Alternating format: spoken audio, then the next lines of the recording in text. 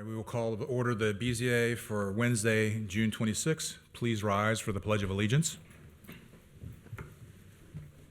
I pledge allegiance to the flag of the United States of America and to the republic for which it stands, one nation, under God, indivisible, with liberty and justice for all.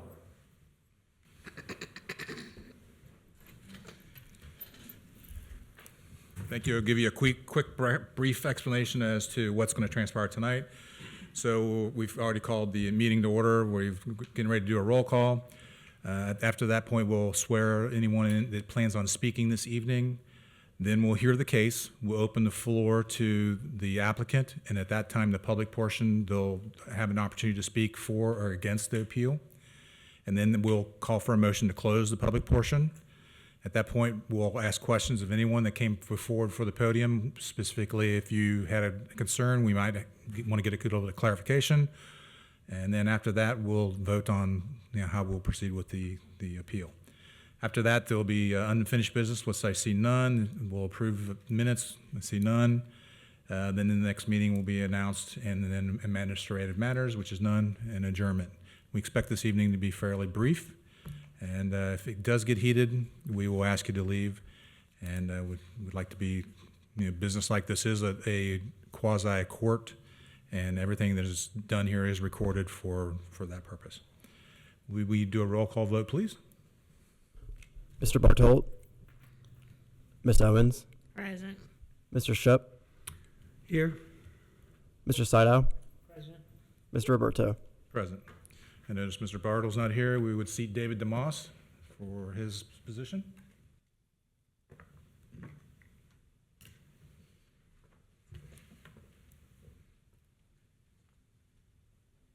And while he's getting seated, we'll go ahead and swear in the applicants or anybody who's planning on speaking this evening.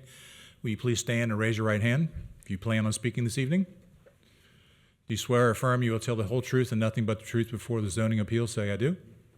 Thank you. You may be seated. First case of the evening would be for property located at 2589 West Galbraith Road. Does the staff have a presentation? I do. Thank you. I do. Bear with me because the projector's already gone out. Do shadow puppets up there? I'm going to start printing it on giant sheets. Are you old enough to remember the screens where you put the clear film on it and it would project it? Sure. Maybe we ought to go back to that. Barely, but yeah. Yeah, something. I just threw a bunch of those away. Did you? Well, you could have given one to the Colerain Township and benefited. If anyone's not aware, we have issues with our projector that are long-standing. So, looks like it's back up for now. Okay. Just got two cases to get through. Okay, we have two cases tonight. The first one is BZA 24-16. The address is 5636 Springdale Road. The case type is a use variance. Parcel number and zoning district are listed on the screen, the zoning district being our general business district. The applicant is James Ritter. The property owner is 5636 Springdale LLC. The details of this case: this property, which is located at 5636 Springdale Road, was used as a veterinarian prior to 2022 when it was acquired by State Farm Insurance. The property owner, Mr. McLouchitz, has a small and less intense operation than the veterinary clinic and does not require the use of a space on the lower level of the building, or the basement, so to speak. The applicant initially wished to rent the lower level space as offices, but has had difficulty achieving this goal due to the economy and the lack of offices that exist now versus about 10 years ago. Therefore, the alternative use is being proposed, which would allow the lower level of the building to be used as self-storage. If you would turn your attention to the screen, we have the existing first floor plan, and it shows the offices of the insurance agency. And then we have the proposed lower level floor plan. We can address the applicant and ask them during their portion what's down there right now, but this is the proposal, and it would be about 90 square foot storage lockers. I see one that's 65 square feet, a restroom. So these would be on the smaller side for storage lockers, for self-storage. This isn't somewhere where you'd go and you'd rent a truck to move your stuff in and store stuff outside. That's not something we're looking at. We're looking at kind of like storage lockers. This is a map of the parking lot is in black. The building sits within the parking lot. So if you see this lower portion, this is the driveway where the trucks would go around back to drop off the storage that is going to be stored in the basement. A condition of approval, if it's approved, would likely be that they can't store trucks overnight. So it would only be something where they drive back there, unload, and then leave. There's a back parking lot as well. And you can see that there are some condos south of here. They are somewhat close, and you can see on the map relatively how close they are. This is a property line map from Cages, and it shows the same condos, a couple rows, and it shows where the building is. You can see the kind of dotted outline that shows the parking lot that exists upon this lot. It's at the corner of Springdale, Blue Rock, and back here is the interstate. This is satellite imagery, aerial imagery, that shows that it's kind of a little island to itself. You have the interstate back here. You have major roads on both sides of them. So this is not something where it's a very quiet area that will be disturbed. This is a pretty well-traveled area. Interestingly enough, for some reason the Google truck went down their driveway in 2011. So I was able to show you, actually, once you get to the corner of the building, this is that kind of auxiliary parking lot that was in the back, and this is, I believe, where the trucks would pull up for the storage. So you can kind of see the view of what it looks like back there. You can also see how close the condos are. So this should give all the board members an idea of the intensity that this will cause upon the people that live in those condos, which I believe is kind of the big question. This is going out, same 2011 imagery, turned around, so you can see what Springdale Road looks like if you're pulling out of where the proposed self-storage will be located. And that I put this in here to show you kind of the width of the driveway, so you can see how trucks may or may not be able to get down there with ease.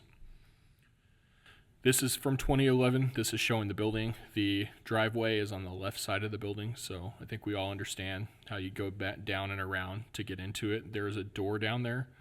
When we look at this picture, we also think about signage. We don't want a bunch of signage all over this building that says this way to storage. That would be pretty intense. I will show you in a second where I'd like signage. So this is the remodel of the building. It's very updated. It doesn't have a whole lot of uses around it other than that condo. You see where these cones are. That's kind of the driveway where you'd go down for the self-storage if approved. Google last year in 2023, actually got them installing the new pole sign. So this white space is where I would propose that we put the name of the storage unit if desired. We will not be allowing a second ground sign ever at this location. So just knowing that the storage is back there, I think this is kind of the opportunity, and I'd like the applicant to agree to that to the board. So the main zoning issue we have is that storage facilities are grayed out on the use table, the B1, table 8-1, business use table. It's grayed out in this district, in the B2. Self-storage is not listed on the table at all. So it's prohibited in one way and prohibited in the other way, so it would need the use variance to be allowed. Staff findings, these come from the Duncan factors, 7 factors that we use to decide whether or not a variance has merit. I always bold the 3 that are the most important. It's staff's opinion the request is not substantial in nature. It's staff's opinion the essential character of the neighborhood would not be substantially altered as a result of granting the variance. And it's staff's opinion the spirit and intent behind the zoning requirement would be observed and substantial justice would be done by granting with proper conditions of approval the requested variance. And for that reason, staff recommendation is approval with conditions. Those conditions being 5. Number 1, if the property owner wishes to add signage in front of the building, it will only be added to that existing State Farm sign that we saw on the blank white panel. No additional signage should be added to the front or sides of the building or the property at all. No wall signage shall be added to the front of the property, and only 20 square feet of wall signage may be added to the rear directly adjacent to the entry, just so people know that's the door to go in to take their storage. Number 3, no outdoor storage shall be allowed on the lot whatsoever. Number 4, no storage of trucks, dollies, trailers, or any other equipment related to self-storage shall be stored on the lot overnight. One could make the argument that there's a concern with the lot being so deep that it could end up with a bunch of stuff stored back there. We don't want that at all. We wouldn't allow that. Number 5, nothing shall be rented nor sold from the lower level of the building. We're not even selling moving tape down there. We're just allowing self-storage. The board can also consider, if you feel the intensity is too great, and that there's a risk of it possibly bringing people to burglarize the building, some sort of requirement for security system. I don't know. We didn't add that in. We just felt that 1 through 5 would be the proper conditions. And with that, that's the end of our presentation. Thank you. Any questions for staff? See none. Is the applicant present? You can come to the podium and give us your name and address for the record and give us your side of the story. This is the property owner, by the way, Property owner? not the applicant, just Okay. to be clear. Yeah, I'm Mark McLouch. I'm the owner of 5636 Springdale Road LLC. I'm the one who bought the building and at the end of 22, beginning of 23. I've recently renovated the whole upstairs of the building and moved my State Farm agency into that upstairs. And we, in addition, sort of redid the parking lot, as you could see in the one picture, to expand it. And we put concrete there and expanded the back parking lot a little bit more to make it an easier turnaround. In the last year, we've tried to rent that bottom space out. Unfortunately, due to lighting and it being underground per se, we haven't had the most luck in that. So we have come up with the idea of having some storage opportunities. That's climate control. I agree to everything that you've put on the 5 conditions. And yes, we would have security cameras and security down there as well. So I appreciate you considering my project. Okay, thank you. Anyone else speaking in favor of this project, this applicant? Anyone speaking in opposition? I see a couple people have signed up, so if you care to speak for or against this application, you want to come and give your name and address for the record, please? And give us your story.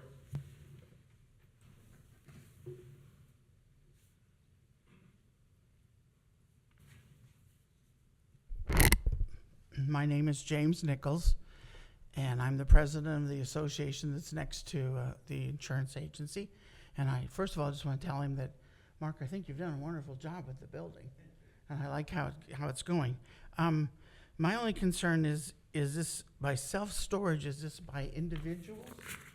In other words, are you renting that to individuals that will come down there? And I'm glad to hear, first of all, you're going to put some kind of security down there. So,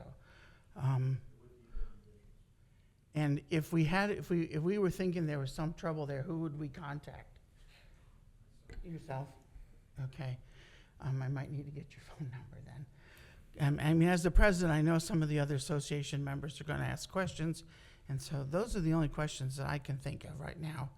And as far as I'm concerned, whatever he does in his business is his business, and so in that respect, I'm in favor of that, as long as we don't have, the issues of people wanting to come down there, and if we see people that are trying to rob the place or whatever, because so far as I can see, everything has been running very smoothly.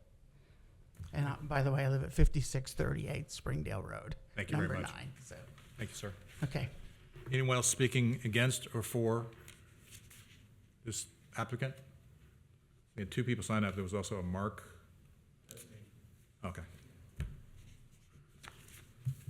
right. I see none. Can we have a motion to close the public portion for this case? I'll make a motion. Motion's been made, and do we have a second?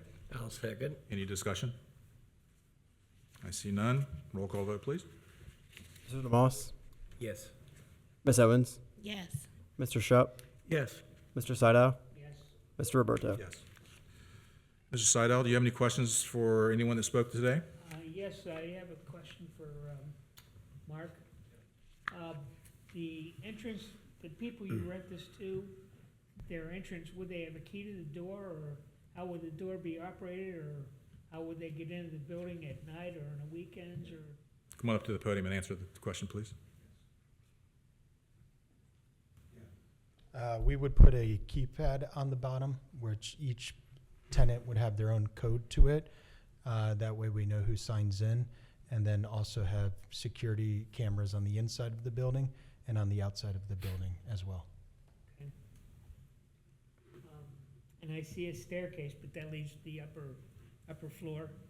Yeah, we did take the staircase out because State Farm will not allow me to have another access point into our office.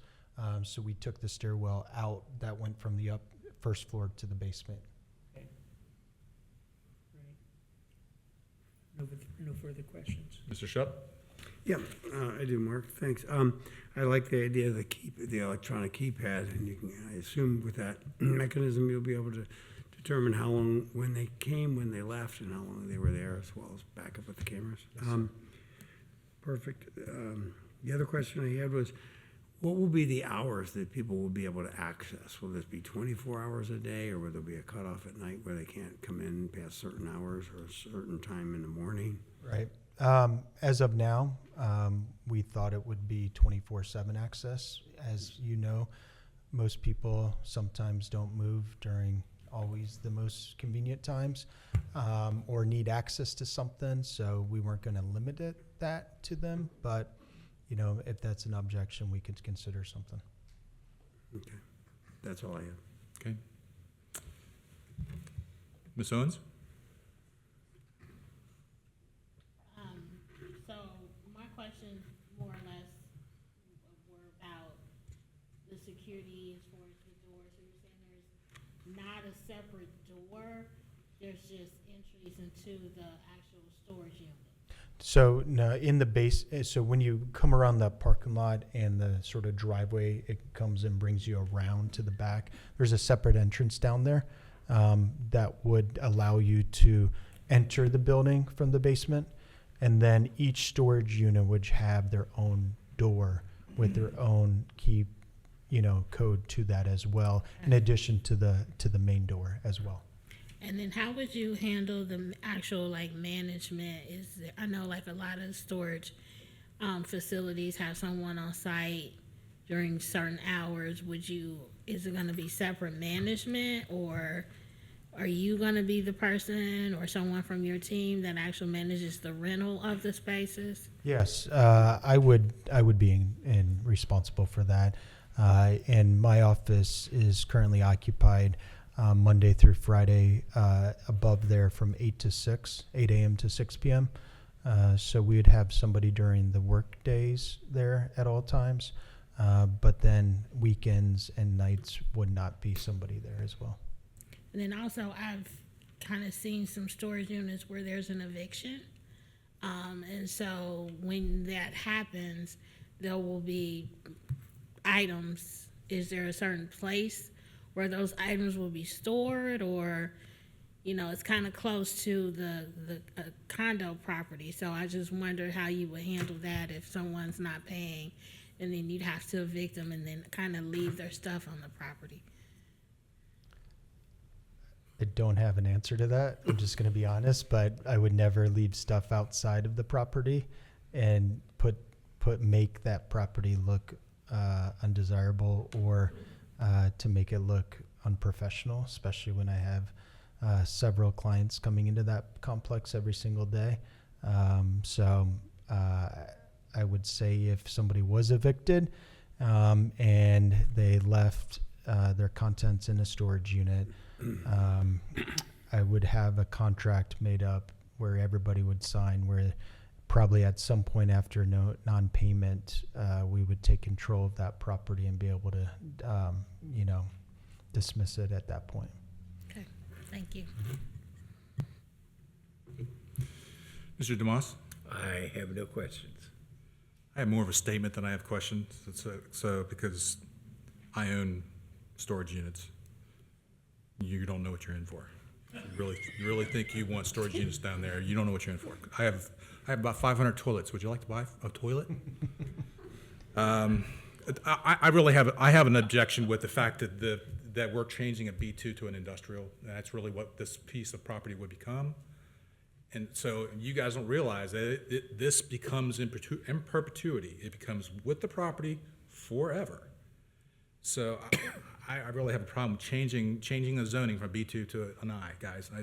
It's me, because I went through a lot of effort and energy to go ahead and find property that was an I, and to just kind of come in and after the fact change it, it's not the right way to do it. I think you're going to have a lot more problems than you or want to reckon with. And they're not having professional office people down there. I know you're struggling to get rent, but you're going to get people down there that are going to do stuff down there that you can't tell what's in that unit. I would say my response to that is we have very few storage units that are on our plan. I believe there's 16, and most of this is going to be referrals from people that we know. This isn't something we're going to start marketing and start trying to just, advertise as many storage units, but it will be more word of mouth and smaller storage units than what you probably carry. So what is your screening process going to be then? Because you are going to advertise this, so it's anybody that drives by is going to see it, and they potentially could be a client. How are you going to turn them away? Well, turn away is different versus it being something where if we have availability and we know and we could sort of go through our contract with them and they're willing to pay the price, then, most of the time, we will rent the unit. But but most of it is we're not trying to advertise this. We're trying to basically, refer some. We've had some interest from other business owners, restaurants for storage. We've had interest for other friends in the community where we're, know that we have an opportunity to do this a little bit more low key than typical storage units. But obviously we want to go about it the right way with the township, and so we wanted to, approach this as a storage unit facility, even though it's going to be a much smaller operations than what you have spoken about. But I understand your concern. Yeah, and the other part of that, the 24/7. I mean, you're going to have trucks potentially have diesel trucks idling out there in the parking lot that are really adjacent to 20 feet away from their property line. Me, if I'm their homeowner and I'm living over those condominiums, I'm not going to be. They already were unhappy when you cut out all the trees because they came in and told us the last time you came for a zoning change. So I'm shocked that you guys didn't mention that. So I remembered though that you guys came in and you complained about it. And We've spent several $100,000s of dollars, making that project look nicer, and spent a lot of money on making that parking lot to be able to store the capacity of my team of 7 of us, plus myself of 8 of us. And so I think we've also done a good job outside of a couple trees that have come down. Absolutely agree. The property looks marvelous. It really does. Thank you. And so that does bode well for you, but I still have a problem with changing a zoning from B2 to an I. And that's essentially what you're doing in this case. So that's all I had to say. Does someone want to make a motion? We can ask you a question, but you can't ask us a question any longer. That public portion has been closed. Let me try to get this, phrase it so I can ask you a question. Mr. James, you come up here and I'm going to ask you a question, and you're going to help me ask the question. Because the public portion is closed. So if Mr. James, if you had something to say tonight, what question would you propose before the board? The question would be, just as you just said, is that, we didn't stop to think that this is going to be open to the public. And like you said, I'm concerned about after hours, the people that might come down there because of just the things that are there. And I just want to make sure that that's going to be really secured, especially when they're not there, because we're there. Sure.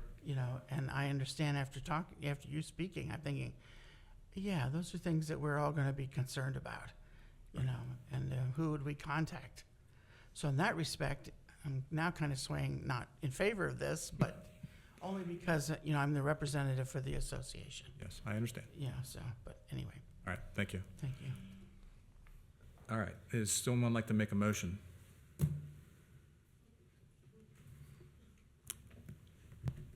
I can't, by the way. I'm chairperson. I can't make motions.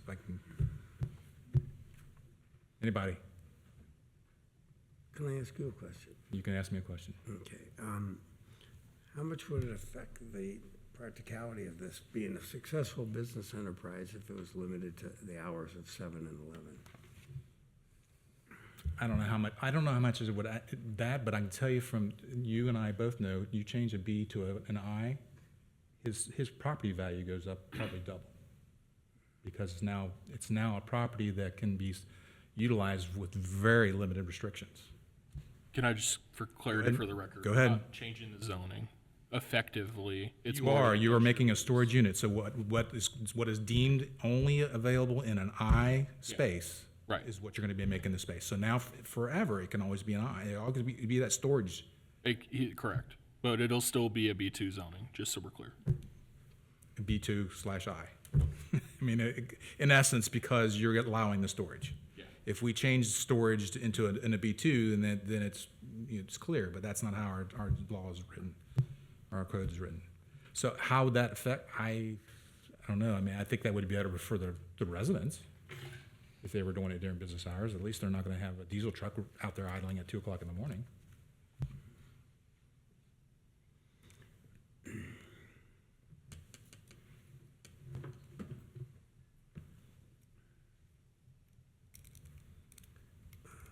No direct comment, if that would hamper. You can make a motion however you like, and then it needs to be seconded, and we'll discuss it at that point. So if you feel that you've got a good recommendation, go do it. Yeah, I'd like to make a motion approving it with the 5 changes that the staff recommends, however, with adding a provision in there that the tenants can only access it between 7 a.m. and 11 p.m. And I'll, just before we get a second motion on it, how will they manage that? How will you control that? Well, I think we'd have a lot of help from the neighbors. Okay. And you're probably right, because I would be calling. You could also have a gate. What's that? You could also have a gate. So Yeah, so where they can only go down there during those hours, that's a great idea. did you want to, can you, keeps raising his hand, Eric? We're at this point, we're in a motion portion. So the motion's been made, do we have a second or? I'm sorry, Go ahead. the motion's been made. A motion has been made, I'm just waiting to see if we have a second. If it don't, it dies on the floor. Because I didn't hear it then. Okay, go ahead and rephrase the motion. To approve it, the variance with the conditions that the staff put on it, but also add an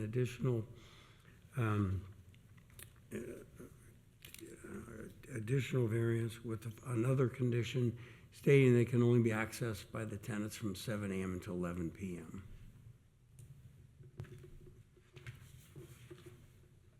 Okay, so a motion has been made approving with the five conditions and adding a 6th being access only during 7 a.m. to 11 p.m. Do we have a second? I'll second the motion. Okay, motion and a second has been made. Now we can discuss it. Ms. Owens, you have something, So if we have certain limited hours and we're changing this to a B2/I, Well, and I'm being still snarky I with that. know. It's not an I truly, but it's an I piece. do those conditions transfer? Stays with the land. It stays with the land? Yep. Okay. All right, so a motion has been made and second. We need to do a roll call vote. Mr. DeMoss, Yes. Ms. Owens, Yes. Mr. Shupp, Yes. Ms. Sydow, Yes. Mr. Roberto. No, motion carries. All right, next case would be the case for the property located at 5636 Springdale Road. Does the staff have a presentation? I do, it's And- 2589. Let's just Galbraith. pause for a second. The audience looks a little bewildered. The motion did pass. He is going to be granted it. So all right.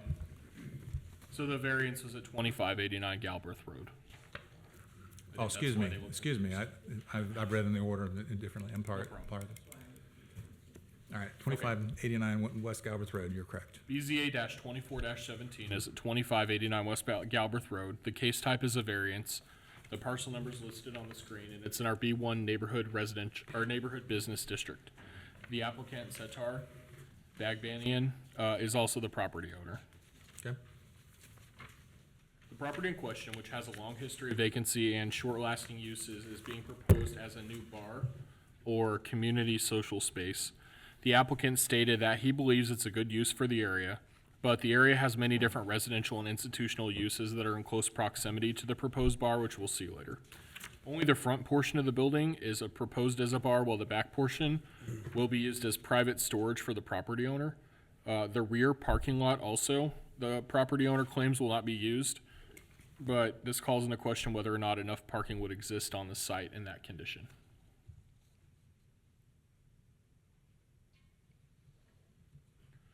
Okay, if you turn your attention to the screen, this is this was provided by the property owner. This is an aerial image of the front portion, which would be the bar. The back portion would be personal storage for the owner. The front portion would be for food trucks / parking for the bar. The back portion is currently gated off or roped off, and the property owner claims to not be available for patrons of the bar.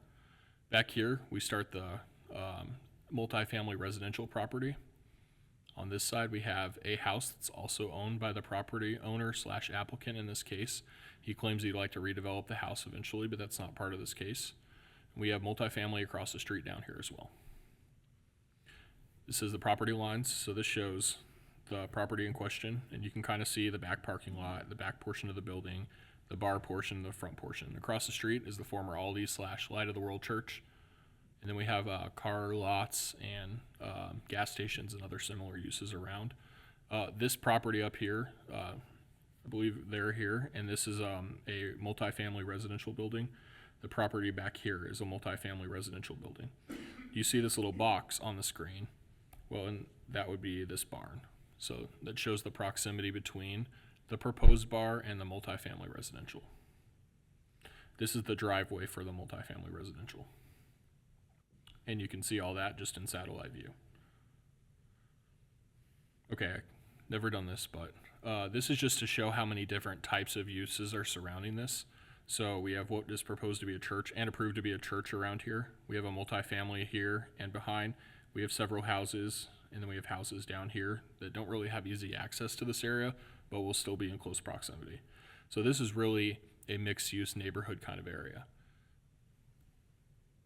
This picture illustrates that this area does need some work. I think that this is both a good thing and a bad thing for the applicant if they're wishing to have their variance approved, because bringing any kind of positive development into the area when it looks like this is a good thing. But also, if we do want to clean this area up and revitalize it, the question of whether or not having a bar this close to apartments raises the intensity is one that we definitely have to ask ourselves. This is the front of the building according to Google Maps. I drove by today. It looks similar. I think it may have been painted, but it's not being used. I wondered if it was being used without permission illegally. I went by today, took pictures. It's not. There's still an abandoned sign out front. The applicant I had trouble getting a site plan out of to show you kind of a vision of what this might look like. This is what I was sent. I'm not sure when this happened, so I guess at one point it had been used without permission, but he wants to do food trucks in the parking lot and then have people kind of socialize, which he explained in his letter of justification. So I think this is kind of the only vision we really have of what this space might look like. The applicant stated that only people over 35 would be able to come to this place, and I want to strike that because that's totally unenforceable and I wouldn't even be able to go.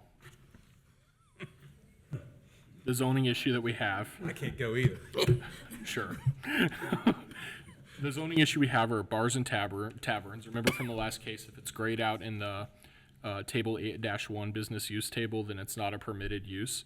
So we have a P with a star by it, and that means it's a permitted use with conditions. The circle shows us that we have to look at section 8.4.3 to figure out what those conditions are.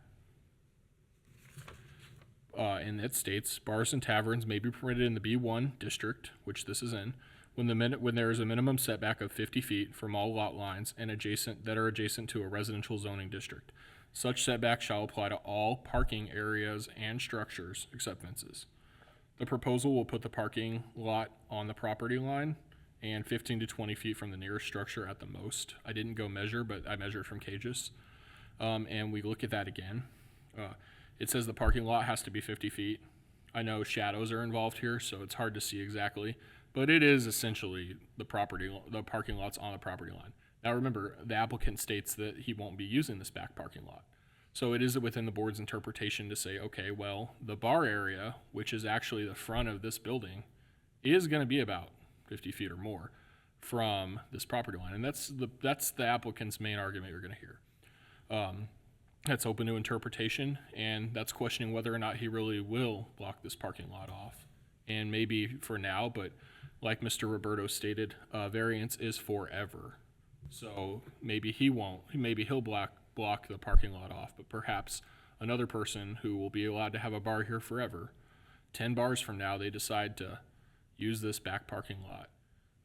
Who knows what'll happen back there, and it's pretty close to that residential. These are the staff findings based on the Duncan factors. The three most important I see are that it is substantial, given that 50 foot setback is not there. It's staff's opinion the essential character of the neighborhood would be substantially altered, especially if we are trying to revitalize the neighborhood. And it's staff's opinion that the spirit and intent behind the zoning requirement would not be observed. Substantial justice would not be done by granting the variance. And I have a justification for this. No hardship exists upon which a variance should be granted. In staff's opinion, a hardship would in fact be created on the neighboring multifamily development if the board grants the variance, considering the one and only buffer they have would be gone. That said, I don't see it as a slam dunk denial. I do see a case where someone is trying to move in and revitalize an area as what he calls a social space. But are we letting in a Trojan horse of a bar? And if you believe that variance should not be granted, then vote for denial. That's all I've got. Thanks. Thank you. Is the applicant present? Want to come and state your name and address for the record, and you did sign in, correct? I did not, I'm sorry. Okay, I need you to sign in, name and address on there, please. Thank you.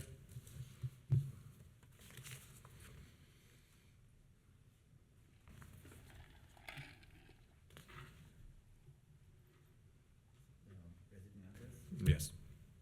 If they needed to send you a letter, where would they send it?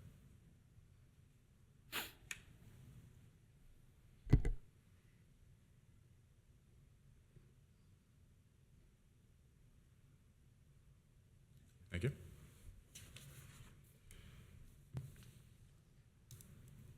Hello, everybody.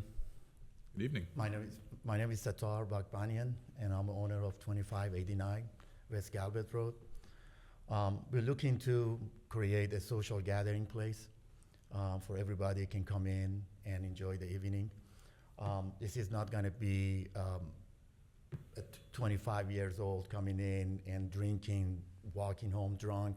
This is going to be just more 35 years old above would be the atmosphere, and the gathering would be just like that. So it's going to be very subtle, no loud music, nothing going to be affecting the neighbors around. That's your presentation, sir? Yes. Okay, you may be seated.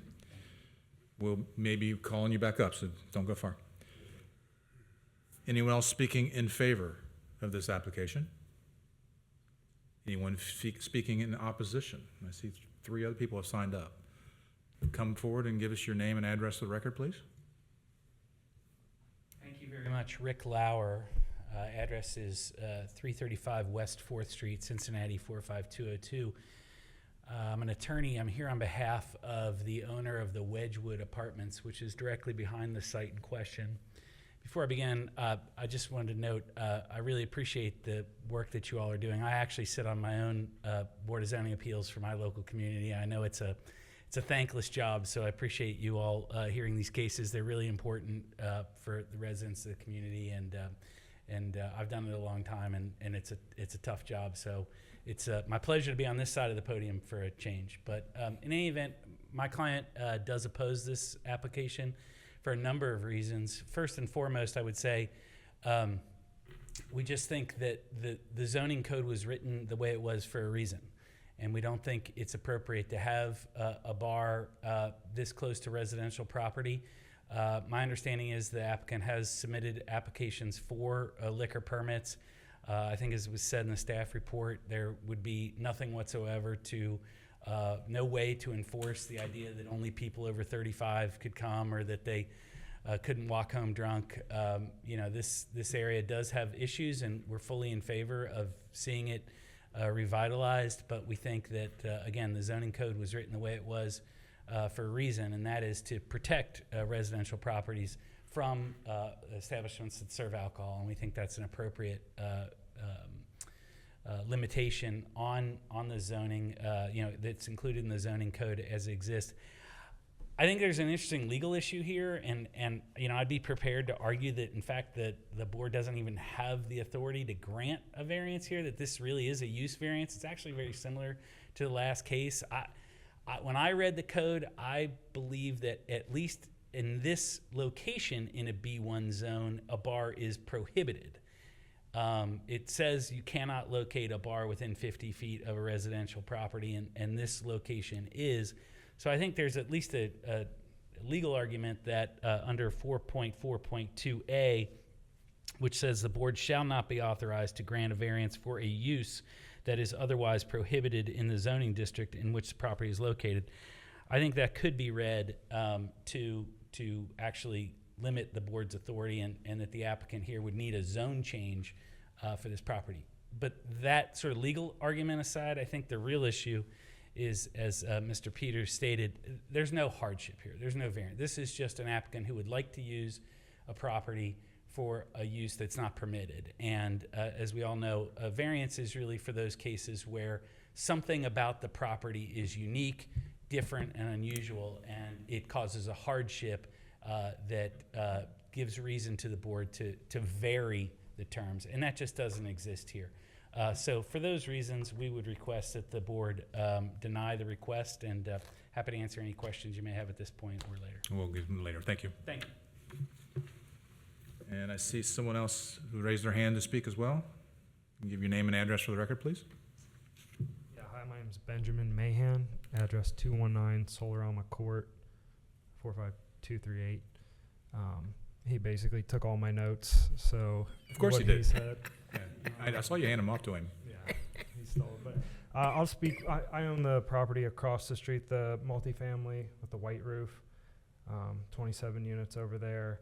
So I guess I'll speak more to like the less important stuff. I agree with everything he said. Like, I just don't think it's the right use for that property. But from a landlord, also just like with the lease that we have for our residents, like things that they aren't allowed to do, I think will be done at this property very close to ours, and more so the Wedgwood property, which I have a slight relationship with that guy as well, because we do want to help the community grow. And I think he has good intentions of rehabbing and getting something going there rather than just sitting there vacant. I think that whole area could use a lot. And I think it would be good to have more unified input from you guys and other people around, because I hear there's a church now going in, but I feel like there could be a lot done right there. I'm 34. I plan on buying more residential property that's my only plan. So for a long time. So yeah, I like the idea of things going in to make it better and make it a more community. But I just think like just for like the little more petty stuff of, if he blocks that parking lot off in the back, they're going to have to park somewhere. They're not just going to go home if there's no spots. Most likely they're going to park down the side of the Wedgwood Drive, because we have that same issue at a separate building where there's not, they will find a place to park. Could they come over into ours? Possibly. We do have people park there when they shouldn't already, so I think it's just going to increase that. And we only have enough spots for our tenants, so with that part of the street, if our residents don't have somewhere to park, there is nowhere else. So we run into the issue of people blocking people in because they have to be parked because that's their home. So I think that could just like amp that up for us and put the other owner. And then just the other little potentials of, yeah, people being there loud, or he says no alcohol, but it will increase the amount of people driving after drinking a few beers, whether it's 1 or 4 or 10. And we don't know that. We don't really want that around there. So again, I mean, I'm all for people trying to improve the area around what I'm trying to do, but I really feel like there's too many things that are, you guys aren't going to be there. The cops can't be there all the time to monitor. There's just too much there to feel comfortable with. I think that's all I got. Thank you. Okay. Anyone else speaking for or against this appeal? There's a Tom and Lynn Rudolph. Do you plan on speaking? No? Okay. Yeah, come on up, ma'am. No, ma'am. We need to be able to get it recorded. I've lived in my house for 40-plus years. Ma'am, can you say your name and address? Name and address for the record. And you can pull that down if it's more convenient for you. There you go. It's okay. Take your time. Linda Rudolph. I've lived in my house catty corner from that place 40-plus years. I don't want no bar in my backyard. I have grandkids that come over. Across the street, they have grandkids. I just don't want a bar, that's all. I'm sorry that he wants to pick that place, but I think it'll be more trouble on Galbraith Road than we need. We have enough trouble with Galbraith Road and Colerain sometimes. I don't want it. I don't want it to happen in my backyard. That's all. Thank you, ma'am. What's your address? 8125 Peacock Drive. Thank you. And they have signed up on the sheet as well. Okay, great. Tom, do you plan on speaking this evening? She said everything I was going to say. Okay, thank you, sir. I see no one else has signed up on my sheet. Is there anyone else speaking for or against this appeal? I see none. Can we have a motion to close the public portion? I'll make a motion to close the public portion. Motion's been made. Do we have a second? I'll second. Any discussion? Roll call vote, please. Mr. DeMoss, Yes. Ms. Owens, Yes. Mr. Shupp, Yes. Mr. Seidel, Yes. Mr. Roberto. Yes. Mr. Seidel, I'll start you off again. You want to have any questions for the applicant or anyone that spoke? No, sir, I have no questions. Okay, Mr. Shupp? No, I do not. Ms. Owens? I think in one of the presentations, it was said that there is an application for a liquor license, so the property currently does not have a liquor license. Is that correct? And is it correct that there is an application for a liquor license? Okay, Hey, come to the podium and answer that for me, please. Thank you. Yeah, we got applied for application. We got initial inspection, and we put pause on it until we get it renovated, get it to the code nice and neat, and also come over here to get a permission for it. Thank you. And another thing I was gonna say, this is only up to 12 midnight, so it's not gonna be over midnight. As I said, everything about this to help neighborhood. It's nothing to hurt her, being loud or anything. Again, this is just front of the building. Next door is our property as well. It's not gonna be loud at all, and it's not gonna be people walking drunk, going anywhere. So it's really easy to people can walk in, but the sophisticated people, like 35 plus people coming in. So that's all. Thank you. Thank you. Thank you. Any other questions, Ms. Owens? Any other questions? Okay. Mr. DeMoss? I have no questions. I have a statement, I guess. So, people that drink become inebriated, you can't control them. So whether you're saying you're going to control these people, you ever really try to control a person when they don't want to be controlled? And that's what happens oftentimes when there's alcohol involved.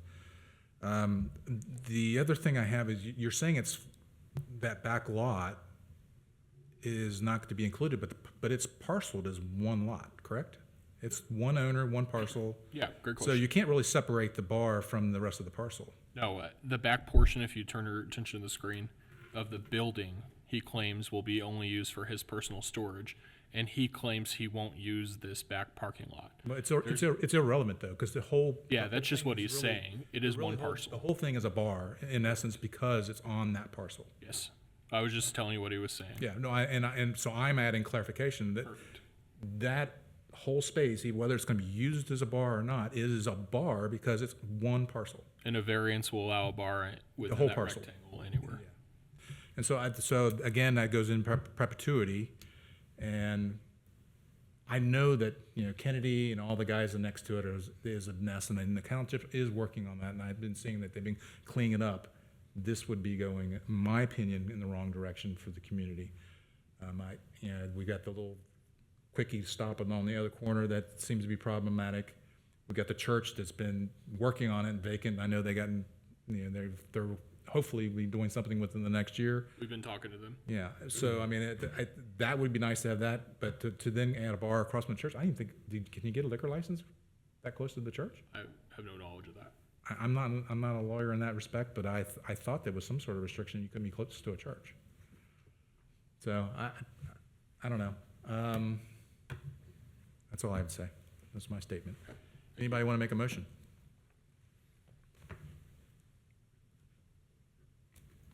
Man, you guys are tough tonight. Someone make a motion. I'll make a motion that we deny the request to put a bar there. Okay, so a motion's been made. Do we have a second? I will second it. A second's been made. Discussion. I will say, I mean, if you're interested in a bar, the Wedgwood Inn just closed on Colerain Avenue. If you're looking for that sort of event, I think it's already approved. That'd be a perfect spot, and I don't know if it's for sale or not, but this point is a statement. This is now a discussion point, and I'm taking some liberties because I'm the chairperson. So I mean, there are some opportunities. We already look at that as well. Okay, so that I think would be a better fit because it's already a use that's been used. To move it here, it's just not good for the community. That building has to be teared down and rebuilt again. That's why we couldn't use it. Okay. So we've got a motion second. That was my discussion. Any other discussion? Roll call vote, please. Mr. DeMoss, Yes. Ms. Owens, Yes. Mr. Shupp, Yes. Mr. Saito, Yes. Mr. Roberto. Yes. Your motion has been denied, sir. Next on the business is unfinished business. I see none. Approval of minutes. We don't have any minutes at present. Okay.